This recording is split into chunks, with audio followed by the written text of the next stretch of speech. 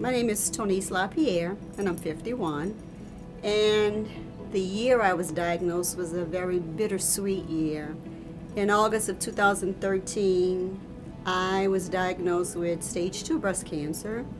And my sister, who at that point was a 17-year breast cancer survivor, was then diagnosed with lung cancer, stage 4.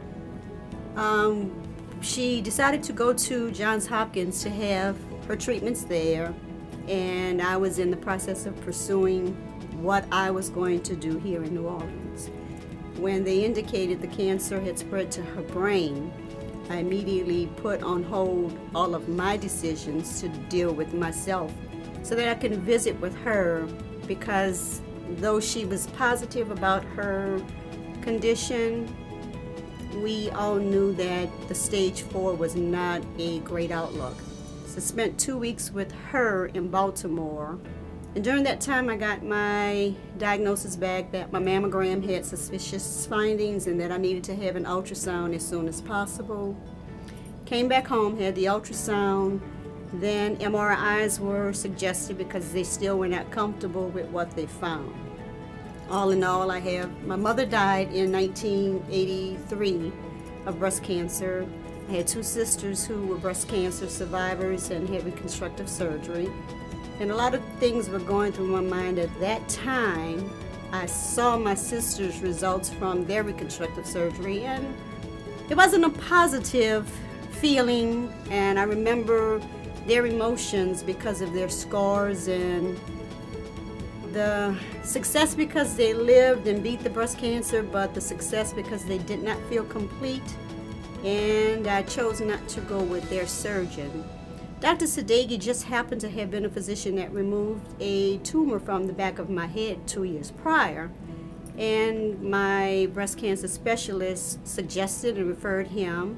I went in for a consultation, and his personality and his confidence in his work is really what drew me over. And some people might consider his confidence as arrogance, but when you know your job and you know you're good at it, he gave me all the confidence in the world to have not only the breast cancer surgery to remove the breast, the bilateral mastectomy, but I did my reconstructive surgery the same day. 8.5 hours I was in surgery. But I went in with Dr. Sadeghi with a smile, and when I came to, he was standing by my bedside with a smile. And just to know that I've had this done, I feel complete. My sisters are my support system. My daughters are my support system.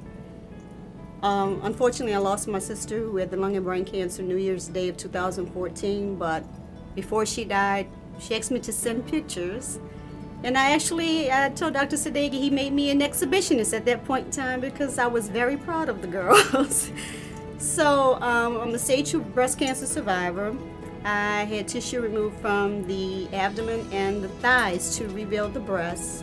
I did not have to have my nipples removed. He did a nipple sparing procedure where I kept my nipples, so the cartilage use of the nipples and the tattooing, that was not necessary for me, because everything I have is all of me, which makes me really feel like a whole person.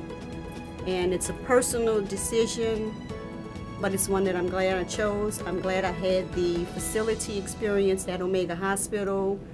The nursing staff, the doctor staff, everyone they were just tremendous in the support, and they actually had the empathy. You felt sincere empathy with everyone, from Dr. Sadeghi's medical staff in his office to the hospital staff.